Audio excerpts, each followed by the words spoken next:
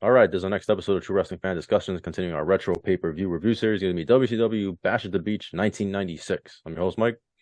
Right, and let's get into this. This one is one of my favorites because it's the birth of one of the greatest factions Hmm. ever created in pro wrestling.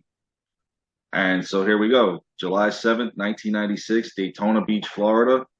8,300 on hand for this one. I really thought they could have gone to a bigger stadium or for this and had a bigger crowd for it. I know that, because it's the Bash at the Beach, they want it to be in the warm climate near a beach or whatnot. But I mean, excuse me, something like the Georgia Dome for this. I mean, you've got a main event where you don't know who the third guy is for the outsiders, and it could be anybody in WCW.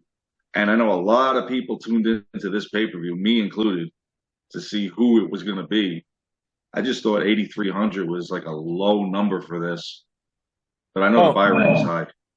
yeah, but remember, WCW is just starting to pick up steam. They're just Yeah, starting. So you got to, they didn't have I don't think they had the complete access to those resources yet to run a really big venue. I don't think that the higher ups had the confidence in the product yet that came later shame on on. them. Well, Shame on shame them. on them. The company was losing money every single year up until that point. So, I know, they had no track record. They but had this no but this, track record of success. So nobody's gonna cut that check. I don't know, but this is something that's like huge. You don't know who it's In going to hindsight, be. but in Yeah, hindsight, I know. I spent my what was it, $25 back, 20 I twenty didn't five watch it dollars. live. One of my friends told me the next day that it was Hogan was the third man. I said, no, no. I didn't When see it when he live. when he came out, I looked at a friend of mine. I said, he just crossed to the dark side. Yeah. He's like, no, no, no. He's coming out to help him. Looks at me and goes, son of a bitch. Well, Bobby Heenan ruined it, but we'll get to that in a second. Bobby Heenan has the Yeah. greatest line that's still used to this day when they caption WCW. So let's kick off the pay per view. The opening match was Rey Mysterio Jr. versus Psychosis. These two guys just wrestled in Mexico the night Hmm. before. They had just gotten back, literally at the 0 hour, to perform here. Conan also was doing the card in Mexico. We had Mike Tenay join them on commentary. This is how he told us because I'm assuming he was there with them or whatnot. He follows these guys around, knows an awful lot about them. Very informative. I always liked when he did the commentary. And this match did not No, disappoint. they tore the house down. Oh Tore man, the did house down. they? You didn't even know that it was a little over a 15-minute Hmm. match because of what these Pace. two guys were capable of doing and what they did. And some of the interesting moves that they did, Psychosis went for what Mike Tenay called Splash Mountain on Rey Mysterio. He reversed it into a Hurricanrana pin and got the victory. Now, they called it Splash Mountain. To me, it looked like a razor's edge from the top rope.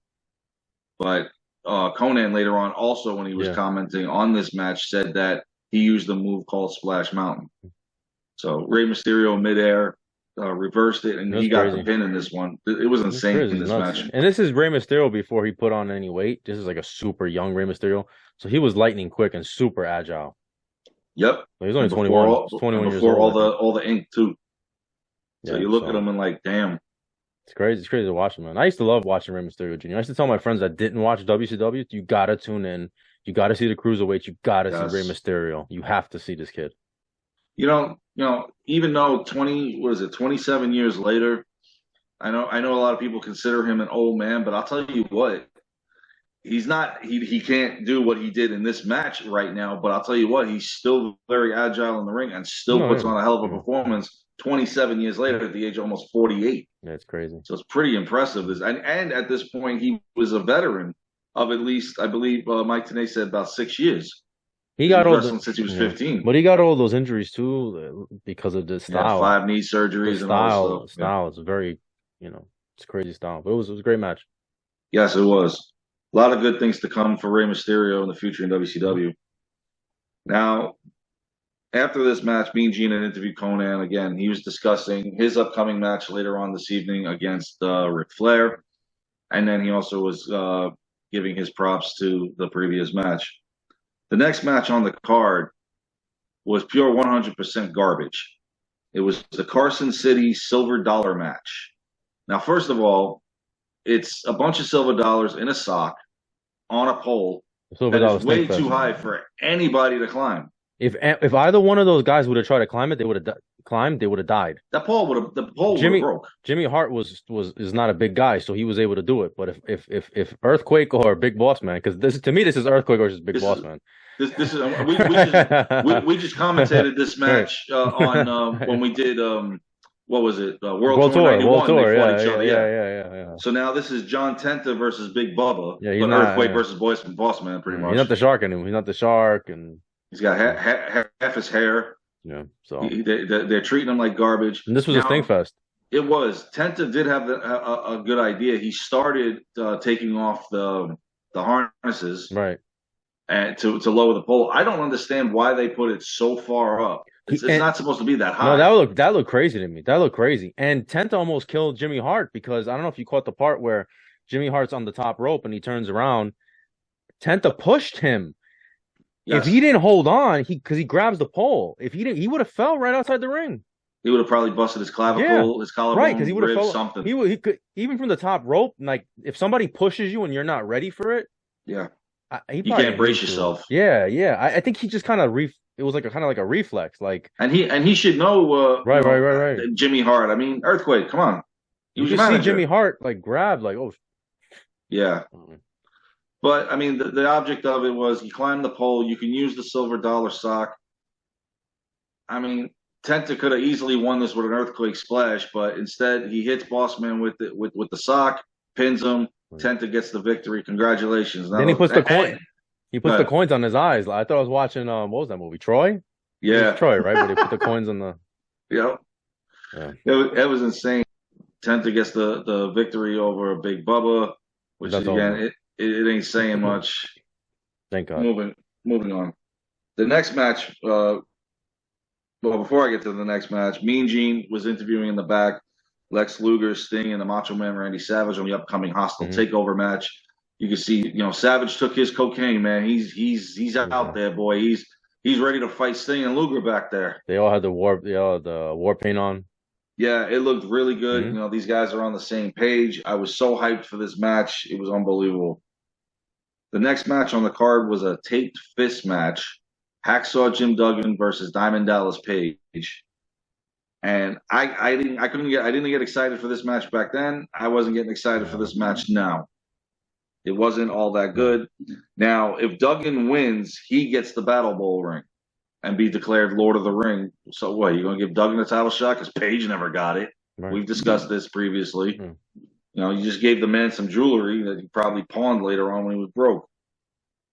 So, in any event, as Duggan was getting in the ring, Page kicked the ropes of all things and then gives him the diamond cutter. This is how that match, it ends like that, but taped fish, you think these guys are going to start slugging it out.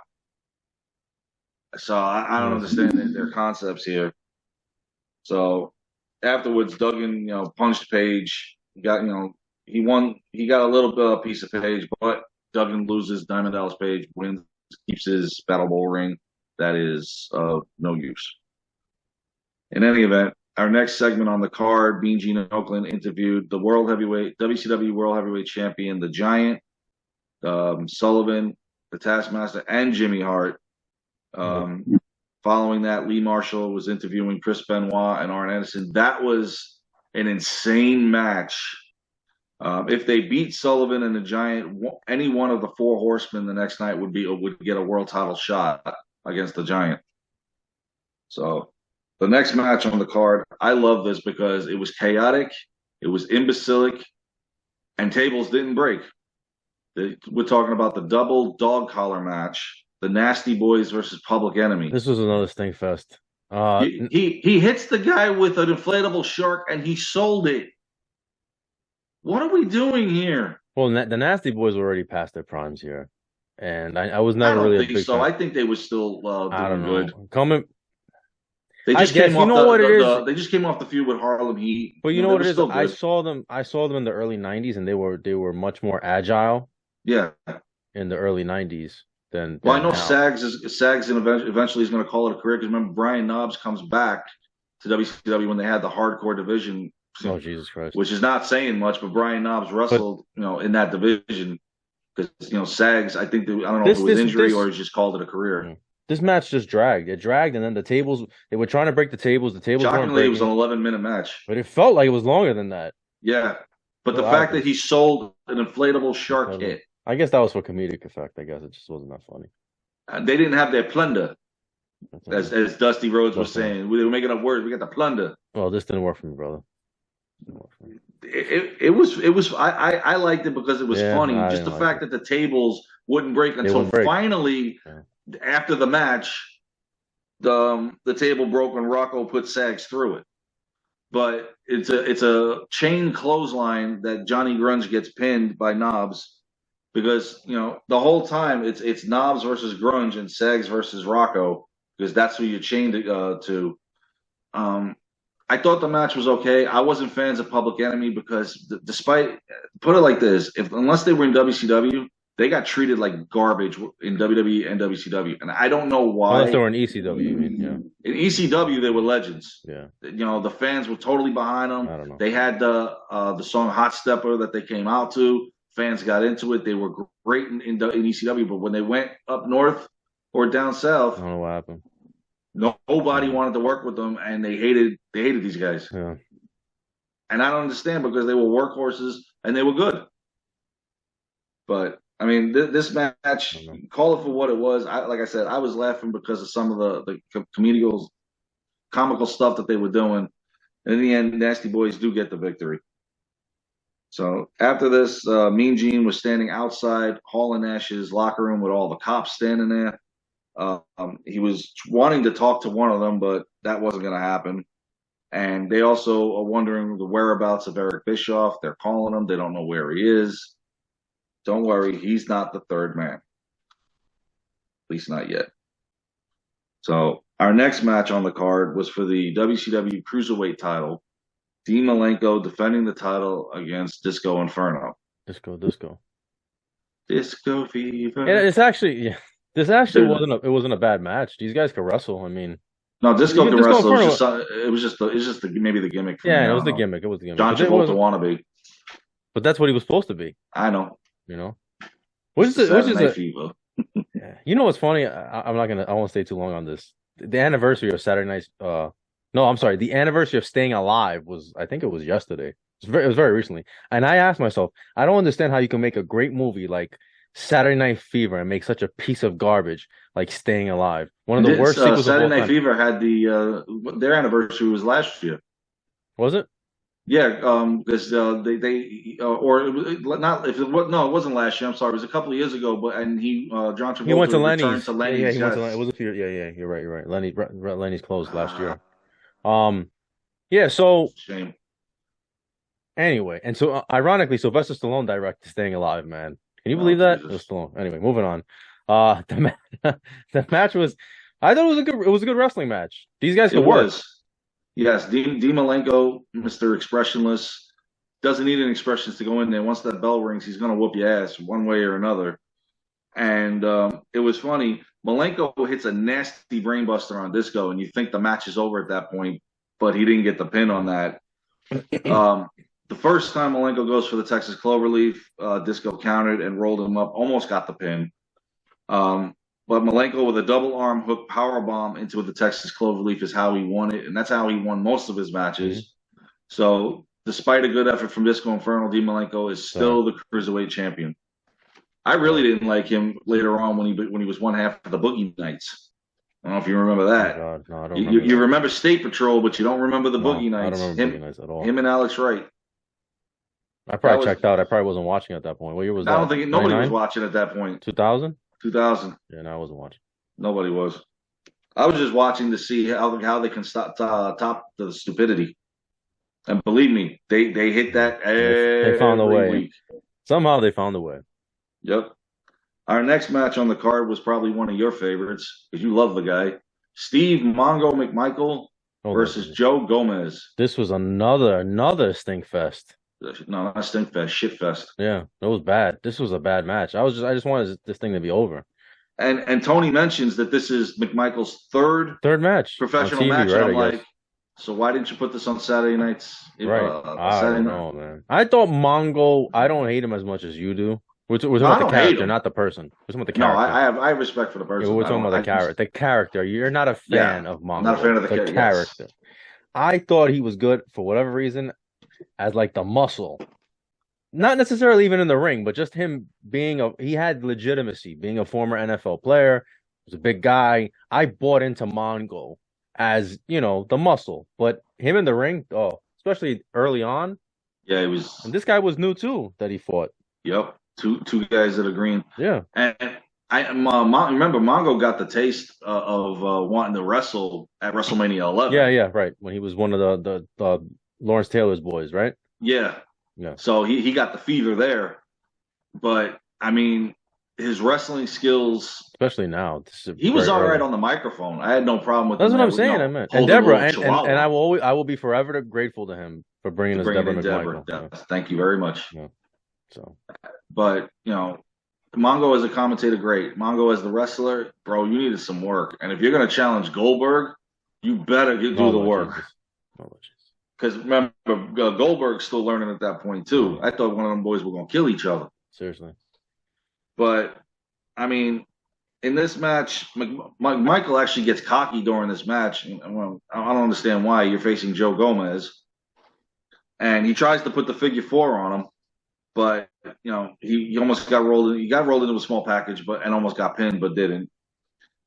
He botched the segment when Gomez went up for a sunset flip. Neither one of them knew what to do at that point. I don't know if you caught that because he's trying to do the sunset flip and he's just looking at him and then looked like, up and go, oh shit, what was I supposed to do? And the fans were like, oh, as if they were into this match anyway. I think they were waiting for it to be over. He hits the tombstone pile driver on Gomez and gets the victory. See, yeah. So Steve Mongo McMichael gets the victory here. Oh, good Lord. Following this match, Mean Gene interviewed the Nature Boy Ric Flair, who was destined to be on the path back to the world title. He figured the United States title is the way to do it. It is if you're certain people. If you're other people, you're not getting a shot at that belt. AKA, i.e. Austin, Duggan, Rhodes, guys like that who held the title never got a title shot. So go ahead, Flair. Good luck with this one. And I thought, even watching this back then, I thought it was a slap in the face to Flair because this is like a step down for the man. I mean, you're a former 11-time champion. Yeah, I know. And you're they didn't know what fighting to for do the with him US at that title. point. They didn't know what to do with him because they had. And that's a shame. Yeah, but think about it, the Giant doesn't even defend his title tonight. He's in a tag match. I don't understand that either. I think he should have defended the title. I know they were focusing on the hostile takeover. They were focusing on the hostile but don't take away from your world heavyweight title. It took away from me. I feel like it did take away from. It was almost like the Giant was like him being the champion was kind of like an afterthought. He's a placeholder. Yes. At this point, so a placeholder for when Hogan gets the Road Wild, Hog Wild, whatever they called it that year. I know they changed it, and that vignette. I want. What do you want for your birthday? I want the Giant. I want his title. Awesome. But and Flair was with Elizabeth and Woman. Right, and a year before he was talking. He actually, I believe, he mentions Elizabeth in his promo against Macho Man at Bash at the Beach the year before. I think he mentioned her. Now she's there with him and Woman. Yeah. Lucky man. It's the dirtiest player in the game, man. It's it. So now Conan's defending the U.S. title against Ric Flair. This is actually a good match for Conan to show what he can do against a legend like Ric Flair. For Ric Flair, this is a step down, but not. I'm not taking anything away from Conan. Tremendous athlete, especially when they first came in. Yeah.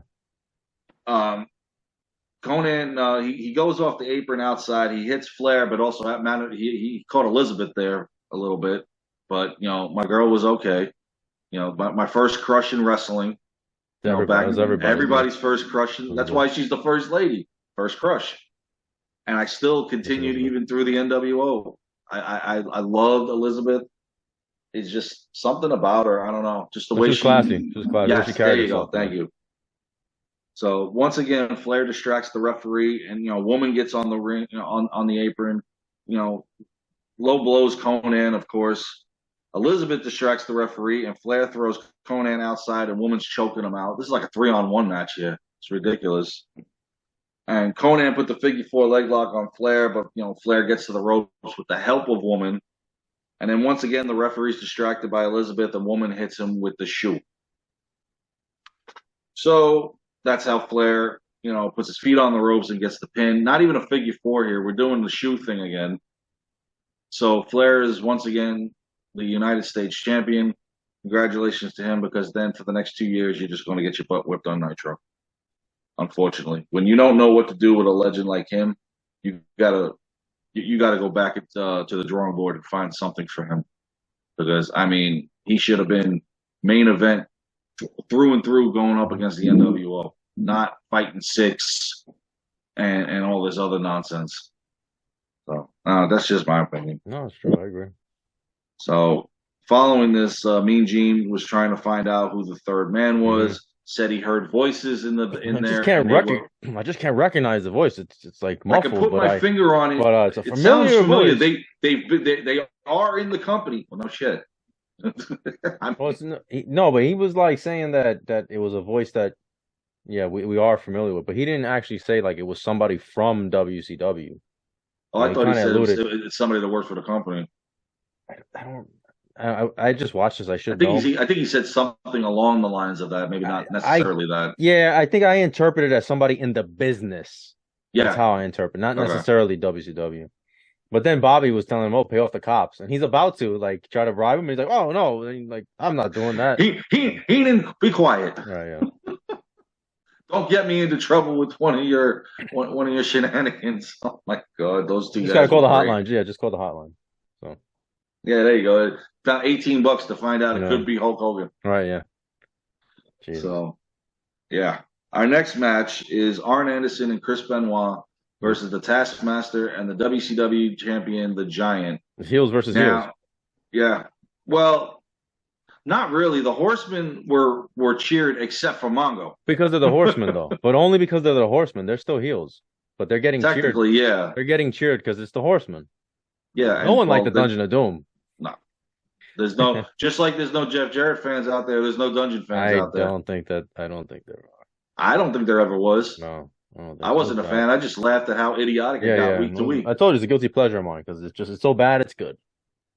Oh yeah, look, we got a Yeti out there. Oh yeah, in a couple of years we'll make him champion. Oh Lord Jesus. Yeah, why not? Loch Ness, yeah, good luck with that one. Man can't even wrestle. In any event, as Anderson and Benoit were coming down to the ring, they were attacked from behind by these two. Then McMichael came down, hits Giant with the briefcase. Giant chases him off. Because they had to try to take the Giant out. That was their whole thing, was trying to take the Giant out. Remember that promo? To keep Kevin Sullivan in the ring. Yeah, remember the promo where they were saying that Kevin Sullivan was the weak link, and Giant was like, "No, he's not the weak link." I know. Compared to the two of them, he is.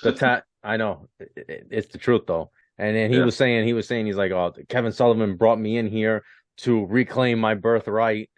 That was again. I had thought at this point they stopped with him being the son of Andre the Giant. That's what I thought. I thought they ended in '95. Right, but listening to what he said, if you read between the lines, it's basically saying, "I'm the son of Andre the Giant.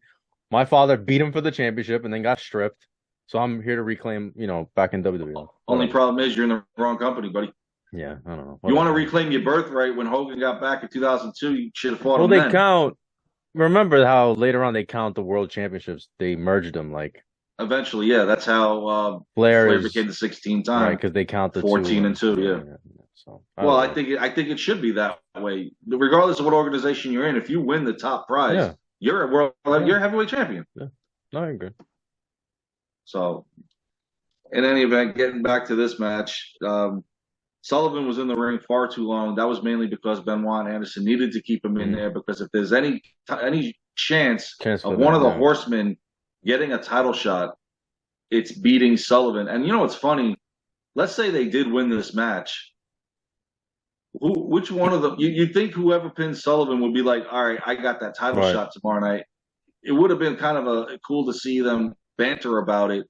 I'm going to get it. No, just because I'm Flair, I'm going to get it. And then Mongo thinking that he's good enough for it. Just would have been funny to see if it went in reverse. But it didn't go that way because the Giant and Kevin Sullivan do win this match. Pretty much Benoit and Sullivan just went on their own page and went back to the stage where the lifeguard things were, and also the announce table, the announce section, going off of that. So pretty much now it was Giant versus Arn Anderson, and Giant choke slams him and gets the pin. What happens afterwards? Benoit brings Sullivan back into the ring and then just keeps wailing on him to the point that Woman comes out and tells him to stop. Enough, enough is enough. And then finally the Giant comes down to save Sullivan, and Arn Anderson and Sullivan got out of the ring at that point, and Giant carried Sullivan to the back.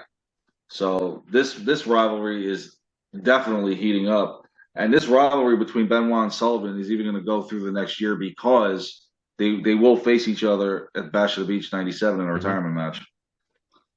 The next thing they showed was the video package for the Hostile Takeover. Their video packages were extremely cheesy. Yeah, they got better later on. It sounded like the music sounded like we were waiting for the saxophone in a porn video. Absolutely. So that's exactly what it sounded like. So in any event, our next match on the card is Macho Man Randy Savage, Lex Luger, and Sting to face Scott Hall, Kevin Nash, the Outsiders, and the Mystery Partner. Now, the little backstory to this is that they didn't need, well, I shouldn't say little backstory. They had been trying to figure out who they actually were going to choose to be the third man. They approached Hogan. Hogan initially said no. Sting was going to be the third man, but then Hogan saw dollar signs, and then he's like, okay, he calls Bischoff. He's like, you're talking to the third man. I mean, I'm paraphrasing what happened. It made more sense for Hogan to do it since he was up north, these guys. Sting wouldn't have made but sense. Remember, Hogan was nervous because he had been a babyface for so many years. Was selling. I don't think he's selling as many T-shirts, but at the same time, no, they're starting to boo him. They're starting to boo him. It was the time for him to turn. He had been, he had not wanted to have done it because he had been approached about the heel thing. I think a year prior. I think Bischoff might have spoke to him about it. So he decides to finally do it. I think Kevin Sullivan he stayed at Kevin Sullivan's house the night before. Because remember, they were saying this is home turf for Kevin Sullivan, right? Yeah. Right. So I mean, they're both from Florida. So they wanted to make sure that he didn't change his mind. So supposedly, up until that point, they didn't actually know whether Hogan was going to go through with it, and they kept it a very tight secret because not even the announcers knew. Heenan didn't know, and Schiavone did not know, and Rhodes didn't know. So the only people that supposedly knew was Luger, Sting, Macho Man, and obviously Bischoff, obviously. Yeah. But it was just a handful, and it didn't even hit the dirt sheets. None of us knew. Nobody. They kept this real quiet. Right. So that's the backstory going into this. And of course, before the match, Mean Gene interviews Hall and Nash on where the third guy is, and they're like, "Don't worry, he's here." They call him Scheme Gene. Yep. Scott Hall called him Scheme Gene. So they said we didn't need him. Nash was like, "Oh, well, for this, he's here, but we don't need him for this," or something like that. Well, the reason why they say that because this quickly became, instead of a handicap match, it became a tag match because Luger, Sting goes, does the Stinger splash on Nash, but Luger was kind of being held there and got hit with it as well. So the impact sent him down. He goes off on a stretcher. Yep. Now you start wondering, does Luger come back later, and is he the third man? Because the announcers wouldn't say it, but I was thinking it when I was watching this. I was like, oh shit, this could be the third man. Now, there was a botched move in this match. Nash went for an elbow drop. Savage moved way too late and got hit, I believe, in the head with it. Yeah, that's what it was. And they try to. I mean, the commentators did a good job pretending that was intentional. Because they're like, "Oh, Savage is hurt. He hit him in the head," Yep. But they screwed up because you could see Savage getting up to get out of the way, and Nash just came down on him. Yeah. So he's lucky he actually didn't hurt him. So, I mean, during the match, you got, going back and forth. And then all of a sudden, out of nowhere, here comes Hulk Hogan. It's Hulkamania, brother. Yeah, get him. Nash has got the look on his face. What did Bobby Heenan say? But whose side is he on? Because Bobby screwed up. He wasn't supposed. This is the problem. Bischoff spoke about this. That's at the moment Yes, Bischoff spoke about this. He said, I didn't tell them. So it's kind of, this is the chance that you take in not telling him, that he just blurted out like, oh, and legitimate, I figured it out, sort of. Yeah. Schiavone tried to cover it up, even though Schiavone didn't know. I think once he saw Hogan, he figured it out. Schiavone's like, "Oh, stop!" He says something like to stop it, basically. Yeah, but that kind of Heenan screwed up, but it didn't have any effect, No, Hogan gets in the ring.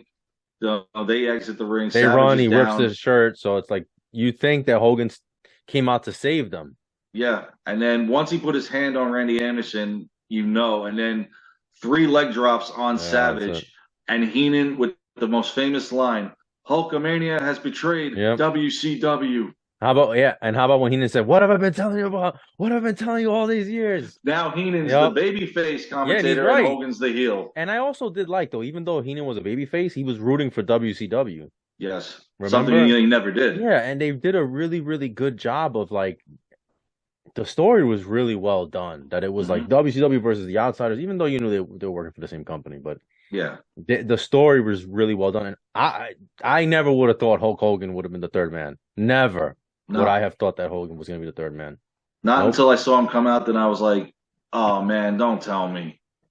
I'm like, this is a No. guy I can't see as a heel. No, Hogan. And we had never seen him as a heel, really. I didn't, because No, I had only seen him in WWF as a babyface at that point. he was I a never seen, heel back before he was yeah, I known wasn't, in his first stint, but yeah, I wasn't even, I don't even think I was even born. Or if I nah, it was, I was just like don't remember. 79, I 80. wasn't even born. So Then.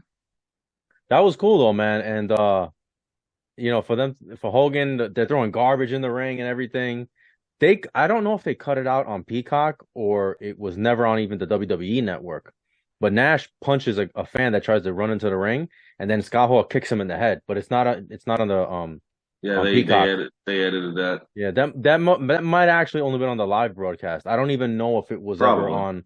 Yeah, I don't even but remember it. I've seen the footage. If you watch, it's on the Monday Night Wars, I believe. They show the clip. Yeah. Now I'm gonna have to go check that Hmm. out again. I'll send it to you. I'll send you the link. YouTube. Save you the time. But now this has ended in a no contest. Mean Gene gets in the ring, and Hogan announces that this is the new world order of professional Professional wrestling, wrestling. brother.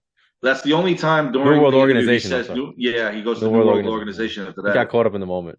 and he talks about. He goes, I came from up north like these guys. I made them, millions of dollars and stuff, and I I came made people. billionaire. Made Go ahead. I made Say, people up there rich. oh Vince yes, he did. McMahon. Yep. Made himself He's rich too, though. But Oh yeah, well yeah, you won't yeah. say that. Mentioned billionaire Ted. Yeah. Said that I came here to be a movie star to have high quality type matches and stuff and I do they must have edited this part too because I remember a soda getting thrown in and that it hit Nash in the head and I do remember that Maybe. seeing that Yeah. because then the crowd goes oh They probably did. Maybe it was but before the beating that he threw that guy. I don't know. But probably that was yeah, it was a great promo. You fans Hogan can saying that stick it. all the garbage in here Man. resembles the fans Oh, it was out great. here. It You was can great. stick it, brother. Yeah. It was good. This was great. I liked Shivani when he was like, You Hulk can go to Hogan, hell. you can go to hell. I don't even know what to Only say or time think I of that like man. what Shivani said No, was Hulk he did Hogan, it. you can go No, it to was hell. great commentary, great promo, very realistic, very Not, believable and we don't by say this too Hogan. many times with WCW. Yeah, it was great stuff, and this was history. Obviously, this changed the business forever. I mean, Yes. think about Summer '96, Austin 316, the birth of Austin 316, and the birth of the NWO. One And month apart from each other. this would set the stage going forward for the That's Attitude Era and that's it. We're taking off from here. WCW. Yeah, and WCW. And 27 years later, you still see fans in the crowd with their NWO shirts, with Yep. their Austin shirts. It's NWO. They showed the top five in merchandise sales because they were focusing on LA Knight with that. But NWO was on there. Yeah, So absolutely. their merchandise is still going to this day, and that says a lot about it. All right, well, So that's our review. Please make sure to like, comment, share, subscribe. We'll see you guys soon. take care.